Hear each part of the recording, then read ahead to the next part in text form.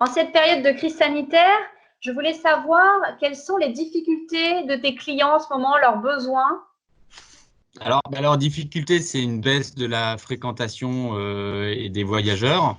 Et donc, ils doivent adapter les offres à une fréquentation moindre. C'est la sécurité des voyageurs et du personnel de conduite pour éviter trop de promiscuité de contact. Et enfin, c'est le transport du personnel soignant.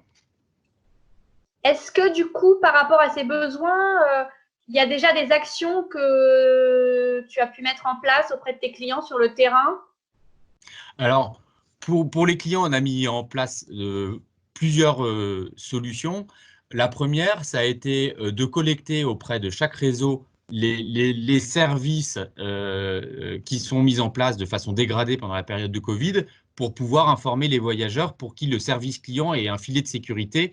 En cas de perturbation, c'est vers nous qu'ils se tournent, un conseiller, un canal privilégié institutionnel qui va dire oui, oui, il y a tel ou tel trajet qui est possible. Voilà.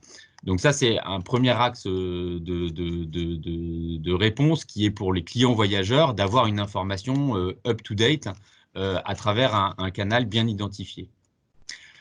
Ensuite, pour les clients, on a plusieurs solutions qu'on a mises en place, des solutions de transport à la demande qui ont été mises en place, soit pour se substituer à des lignes régulières qui ont été fermées pendant la période du Covid, soit la création de services de transport hospitalier, avec à la fois un outil très structuré, très spécifique de transport à la demande, et puis tout un service client avec parfois un numéro de téléphone dédié pour la réservation du transport de personnel hospitalier.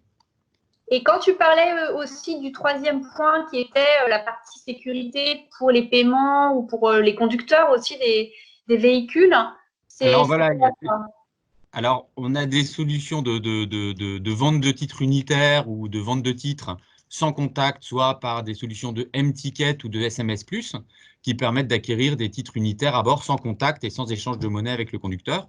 Et enfin, on a pu, à travers nos outils de réservation, adapter les capacités de véhicules pour garantir des distances de sécurité entre les voyageurs et éviter que effectivement chaque place soit occupée et qu'il y ait toujours beaucoup plus de place que de voyageurs et qu'ils aient une distance bien sécurisante, quoi.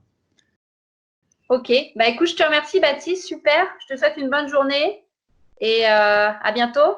Bonne journée, Carole, à bientôt.